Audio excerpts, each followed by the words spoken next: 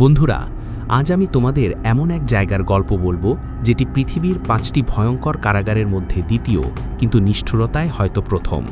একটা কারাগার যেখানে 1745 সালে তৈরি হওয়ার পর থেকে আজ পর্যন্ত মাত্র একজন মানুষ জীবিত বের হতে পেরেছে, বাকিরা দাঁড়িয়ে ঢোকে কিন্তু শোয়ানো অবস্থায় বের হয়।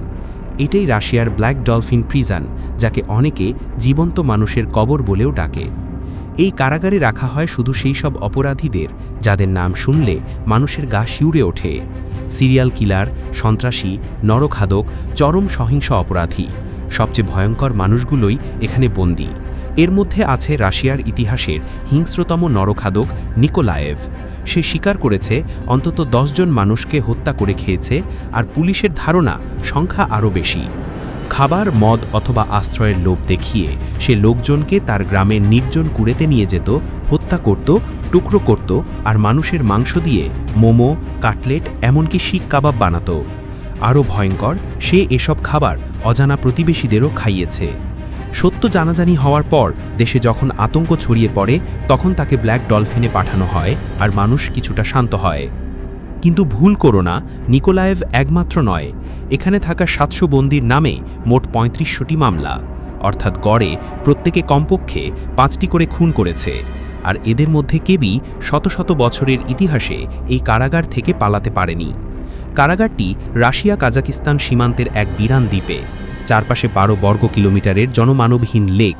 বাইরে যাওয়ার একমাত্র পথ 80 কিলোমিটারের কাঁকর পথ, যেটা দিনরাত নজরদারিতে থাকে। এখানকার আবহাওয়া আরও ভয়ঙ্কর। শীতে -35 ডিগ্রি, গ্রীষ্মে 45 ডিগ্রি পর্যন্ত। কখনো বরফ, কখনো আগুন, দুটোই এখানে বন্দি রাখে। জেল পাহারা দেয় 1000-এরও বেশি গার্ড, 100-রও বেশি পুলিশ কুকুর, অসংখ্য স্নাইপার টাওয়ার, বহুস্তরের বিদ্যুৎকায়িত তার, আর প্রতি 5 কিলোমিটারে মোশন সেন্সার। এমনকি যদি কাউকে 10 মিনিট আগেও দৌড় শুরু করতে দেওয়া হয়, তবুও স্নাইপাররা তাকে সহজেই গুলি করে ফেলতে পারে। তাই 300 বছরে এখান থেকে কখনো কেউ পালাতে পারেনি। নতুন বন্দী যখন এখানে আসে, তাকে সম্পূর্ণ আলাদা করা হয়। তার সেল মাত্র 4 বর্গমিটার, কোনো জানালা নেই, 3টি লোহার দরজা, সিসিটিভি আর মোশন ডিটেক্টর। ঘুমানোর সময়ও তাকে দরজার দিকে মুখ করে শুতে হয়, যেন গার্ড তার মুখ দেখে নিশ্চিত হতে পারে যে সে বেঁচে আছে। দিন শুরু সকাল 6টা থেকে, রাত 10টায় ঘুম, কিন্তু দিনের বেলায় বিছানায় বসা বা শোয়া নিষেধ। ঘন্টার পর ঘন্টা দাঁড়িয়ে থাকতে হয়। খাবার গার্ডরা দরজার ছোট উইন্ডো দিয়ে দেয়, কোনো চামচ, প্লেট কিছুই নেই। ক্যালোরি হিসেব করে এমন পরিমাণ খাবার দেওয়া হয় যাতে মানুষ বেঁচে থাকে, কিন্তু পালানোর মতো শক্তি জমাতে না পারে। এই নরক যন্ত্রণার মাঝেও বন্দীদের সবচেয়ে মূল্যবান সময় হলো মাত্র আধ ঘন্টার আউটডোর ব্রেক। কিন্তু এটাও বাইরে নয়, লোহার রড আর কংক্রিটে বানানো একটা খাঁচা। আকাশ দেখা যায় না, সূর্য দেখা যায় না, শুধু পাইপ দিয়ে ঢোকানো সামান্য বাতাস।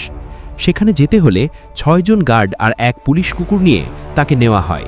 বন্দীকে বাধ্য করা হয় 90 ডিগ্রি ঝুঁকে, হাত পিছনে রেখে, চোখ বাঁধা অবস্থায় হাঁটতে, যাতে সে কখনো পথ মনে রাখতে না পারে।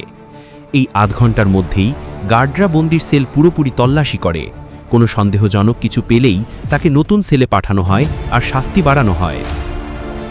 মৃত্যুদণ্ড বাতিল হওয়ার পর এখানে থাকা অধিকাংশ মানুষই আজীবন কারাদণ্ডে বাস করে। বিধান অনুযায়ী 25 বছর পর খুব কম বন্দী প্যারোল আবেদন করতে পারে, আর আরও কম মানুষ তা অনুমোদন পায়। তাই অনেক বন্দী সামান্য আসার জন্য কারাগারের সেলাই কারখানায় কাজ করে, যেখানে তারা টাকা আয় করে আর ভালো আচরণ দেখানোর চেষ্টা করে। কিন্তু বাস্তবে এখান থেকে বের হওয়ার সম্ভাবনা প্রায় শূন্য। অনেক বন্দী যাদের অপরাধ এত ভয়ঙ্কর যে পৃথিবীও তাদের থেকে মুখ ফিরিয়ে নিয়েছে, এখানে বছরের পর বছর কাটাতে কাটাতে একসময় আশা নামক শব্দটাই ভুলে যায়। কারণ এই কারাগারে ঢোকার মুহূর্ত থেকে শেষ নিঃশ্বাস পর্যন্ত তাদের ওপর চলে কঠোর, নিয়ন্ত্রিত, অবিরাম নজরদারি।